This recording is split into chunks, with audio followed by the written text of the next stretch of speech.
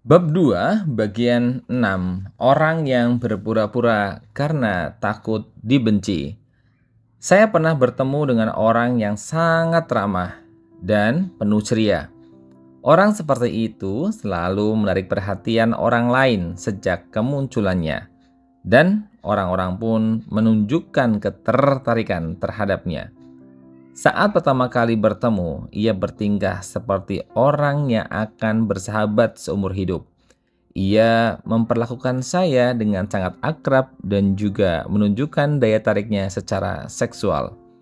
Saya pun langsung akrab dengannya. Namun, jika direnungkan, saya seringkali tak tahu apapun tentangnya. Orang-orang seperti itu berusaha hanya untuk menunjukkan sisi baiknya saja kepada kita. Jika sudah begitu, akan sulit memberikan rasa akrab yang sesungguhnya. Keakraban dalam hubungan interpersonal mungkin akan lebih mudah terjalin jika menunjukkan sisi baiknya saja. Tetapi hubungan yang benar-benar akrab berarti menerima juga sisi buruknya. Ingin dicintai versus takut kehilangan cinta. Banyak orang ingin dicintai. Meskipun bahagia hidup bebas dalam kesendirian, manusia tetaplah makhluk sosial. Bermanfaat dan diakui orang lain merupakan unsur utama harga diri. Cara termudah untuk melihat bahwa kita patut dicintai adalah dengan mendapatkan cinta. Tidak masalah jika kita ingin dicintai karena itu merupakan hasrat yang lumrah. Masalah datang dari penekanan yang berlebihan akan pentingnya dicintai. Keinginan tersebut bisa berubah menjadi kecemasan tentang bagaimana jika tidak dicintai. Dalam buku The Courage to be Disliked, masuk dalam jajaran buku terlaris, mungkin karena orang-orang modern dilanda ketakutan seperti itu. Saat kita terlalu berhasrat untuk lulus ujian, kita akan merasa sangat terbebani jika tidak lulus. Saat kita terlalu ditekan dalam keputusan untuk harus menang, kita akan kesulitan untuk bertanding secara normal. Saat kita berharap agar anak kita dicintai oleh semua orang, kita akan cenderung mencecarnya dengan ucapan, "Kamu mau ditinggalin teman-temanmu?" Atau, "Kalau kamu seperti itu, apa kata orang-orang?" Ketika orang tua terlalu mementingkan gengsi, pikiran bahwa dunia akan berakhir bila tidak bisa mendapatkan cinta orang lain akan tertanam dalam diri anak. Keterikatan akan cinta berubah menjadi ketakutan akan dibenci.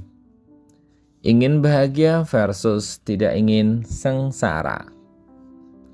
Orang-orang yang bergerak menuju apa yang diinginkannya selalu terbayang-bayang pada hal tersebut.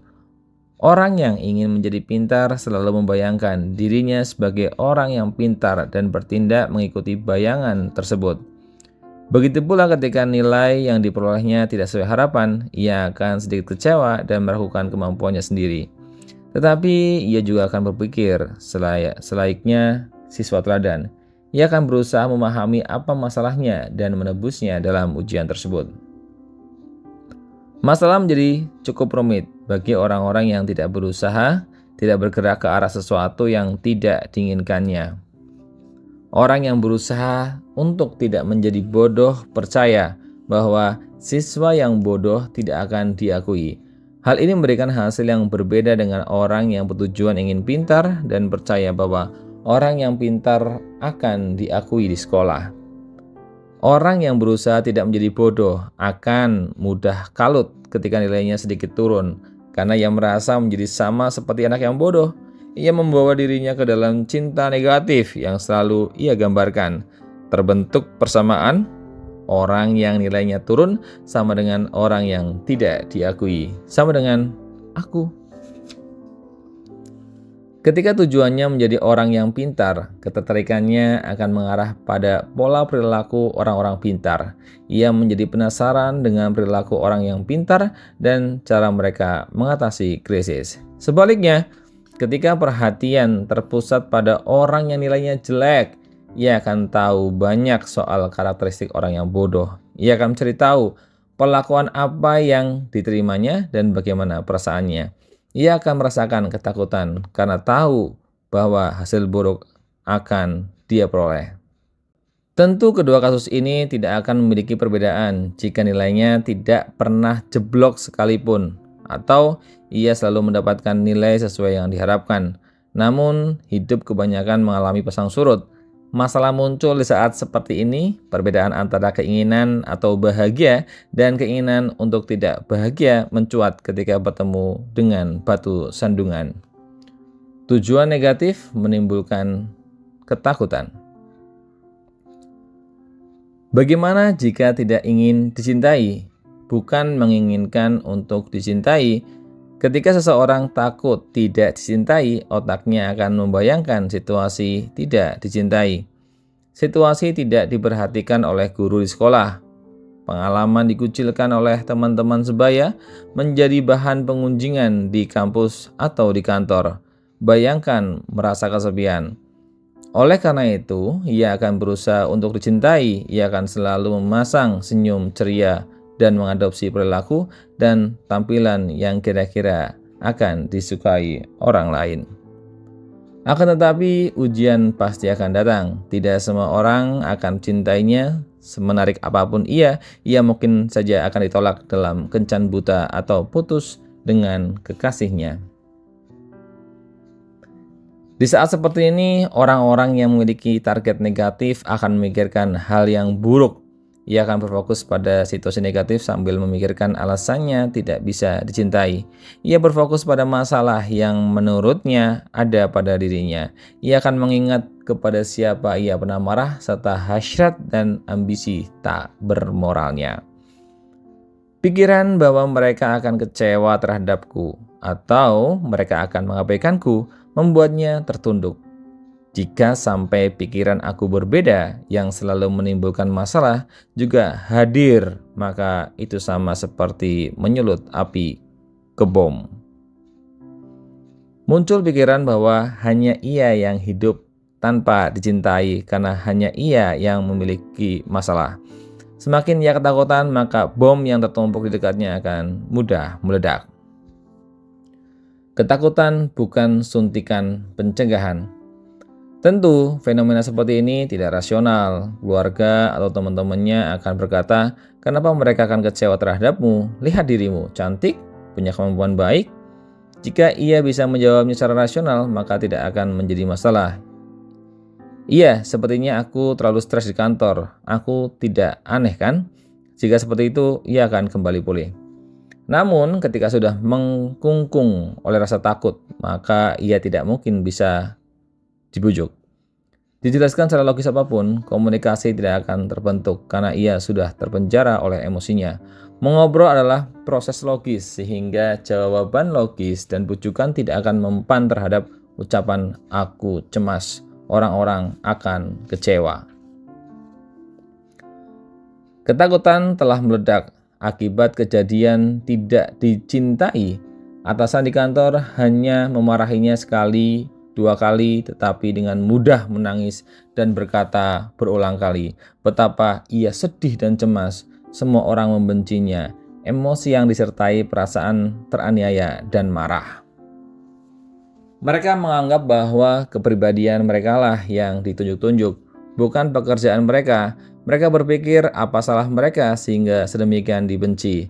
Lebih parah lagi, orang yang sudah memiliki banyak keluhan terhadap diri mereka sendiri, mereka melabeli diri sendiri dengan berkata, memang aku ini tidak bisa bekerja, pantas saja ia marah. Habislah sudah. Kini semua orang tahu betapa menyedihkannya aku. Kurangnya harga diri bisa menjadi penyebab rusaknya hubungan interpersonal dan bisa juga menjadi akibatnya. Hal itu terjadi ketika seseorang mengalami masalah dalam hubungan dan menyalahkan diri sendiri karena merasa susah karenanya. Aku tidak bisa santai, aku tidak bisa seperti profesional, baru dimarahi sekali saja sudah ngambek, terlalu emosional, katanya tidak puas dengan dirinya. Sayangnya, banyak juga kejadian yang mana ketakutan yang meledak merupakan akomodasi sejak kecil. Orang tua yang ingin anaknya dicintai merasa telah memberikan suntikan pencegahan.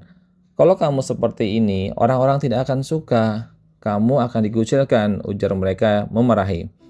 Meskipun anaknya ketakutan pada saat itu, mereka mengira bahwa dengan begitu ia akan berusaha untuk menjadi orang yang layak dicintai. Akan tetapi, itu bukanlah suntikan pencegahan. Saat virus bernama penolakan dimasukkan, hal itu malah akan memusnahkan harga diri yang sesungguhnya dan seharusnya menjadi antibodi untuk bertarung. Ketakutan dan kecemasan menjadi emosi inti yang meledak. Kesempatan untuk memperbagi kesalahan di dalam kepala melayang begitu saja. Orang percaya diri itu mempesona. Kita tidak bisa menjadi pribadi yang selalu cintai oleh semua orang. Masalah akan selalu datang dalam kehidupan kita. Kita akan mengalami penolakan, kita akan mengecewakan. Hati kita tak selamanya diliputi oleh kebaikan. Setiap orang memiliki masalah internal. Ada ambisi, nafsu, kecemburuan, dan rasa iri hati yang tersembunyi.